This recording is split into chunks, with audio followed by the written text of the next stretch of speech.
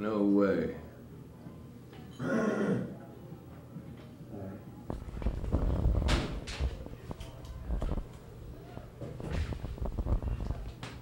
Gary, compared to many stables, you don't have that many horses, and yet here, over halfway through the meet, you have the top winning percentage of any trainer at the meet. Now, what are you doing different, maybe, than a lot of other people do?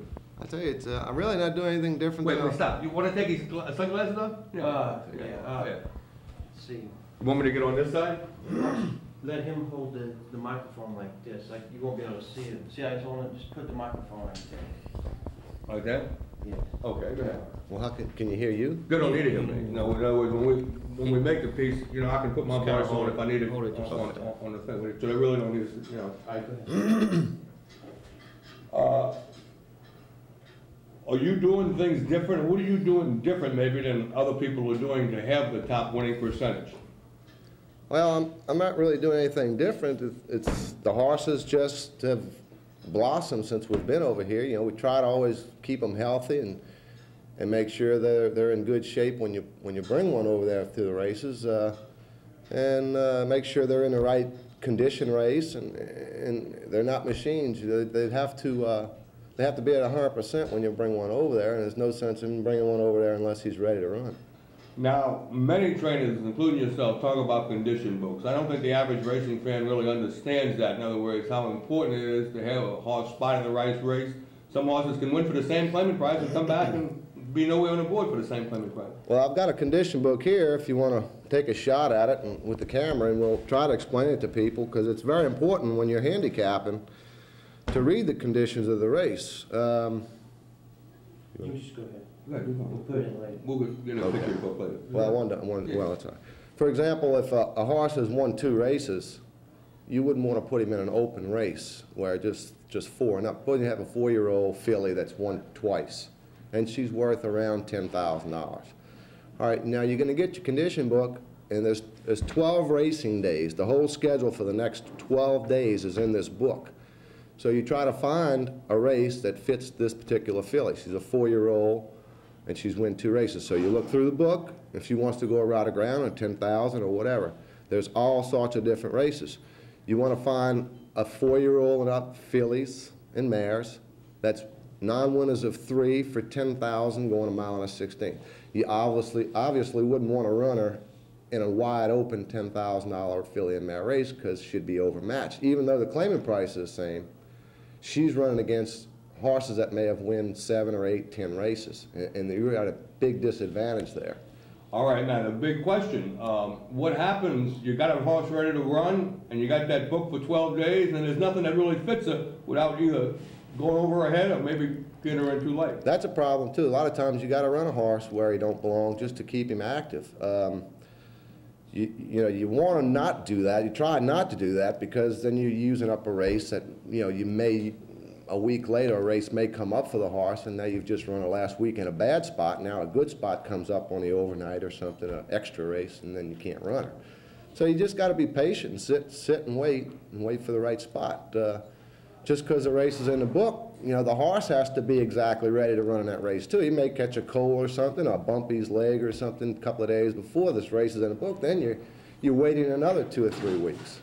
So it's a constant battle trying to keep these horses in top form and shooting for a race, and to get them in the race when they're ready. Another question a lot of racing fans don't understand is that at the claiming level, the horses don't keep their form for an indefinite period of time. In other words, how does that sort of like a seesaw go up and down? What is your general impression of a claiming horse as far as how long he keeps his form? When they start winning, they're not going to win forever, because you've got to raise them or people are going to claim them. If you've got a horse 7,500, 10,000, 12,500, and he starts winning, he'll go right up the ladder, but sooner or later you're going to hit a plateau where the horse just can't win, or he'll fall off a little bit. You know, one race may take out more out of the horse than you expect, and when you run him back in a little bit higher race, naturally it's a compound situation. You're raising him, and you may have taken a little edge off the last start. So That's why the horses usually go up and down. But the claiming price generally dictates how the horse is going to perform. All right, would you say then that patience, as far as getting a horse in the right spot, and nutrition to give the horse the best he can, are those two most important aspects? Well, nutrition, we got a really good feeding program here. I mean, I give them about 6 different vitamins every day. They get a couple ounces of wheat germ oil, and a good alfalfa hay and a good Timothy mix. It's very important to keep your horse healthy. I mean, there's no question about it. You got to keep them rehydrated after a race. They lose a lot of weight from the race, a lot of fluids, and you have to constantly put these fluids back in them. And it's a battle trying to keep one at the top of his game when you go out there and run him a lot. You know, I don't like to run a horse about every 2 weeks, 20 days, something like that. I think a horse needs that much time to really strengthen up after a race.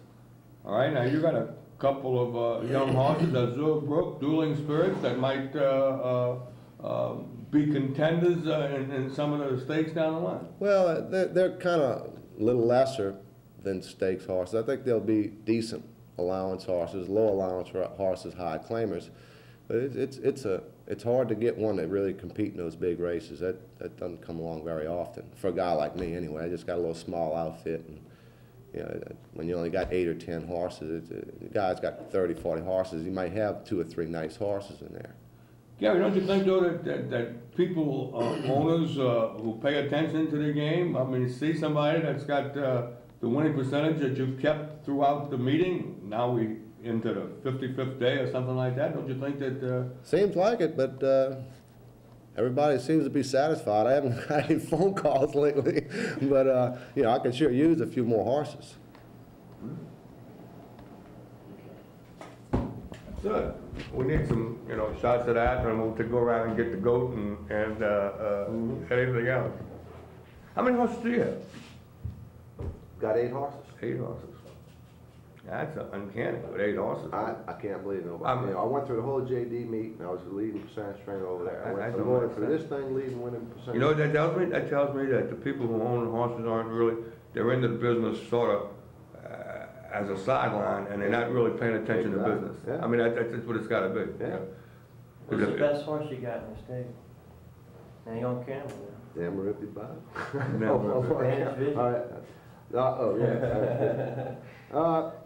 Zamarippy Bob's won 3 races here so far. And, Oh, that's your chart? yeah, this is the training chart here. I know Azure Brook should have been unbeaten after 3. He got beat, bad racing luck beat him twice. So either bad about it, whatever you want to call it, twice he was the best horse. Yeah, that's another thing. You got to worry about the jock. All right. All right, this is my training chart for the month of February, and it shows a gallop. The G stand for gallops, and the 7/8, for example, shows I worked this horse 7/8 a mile. I worked this one 3/8 right before he ran. So I worked this horse 3/8 2 days before he ran to coincide with this race in a book. On Friday, February 8th, I saw this book for Zamarippy Bob. So I prepped him for this race with a workout. Hopefully the race would fill. I wasn't positive the race would fill, but it filled. And the race was written so as my horse was eligible for the race, and it was a good spot for him. So I was prepping him for this particular race. And he won the race, and here's the finished product. So that's what we all trying to accomplish, a win picture.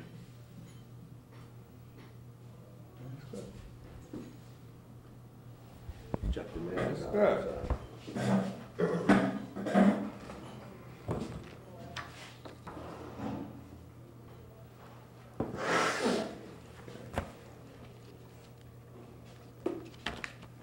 How was the Mardi Gras yesterday?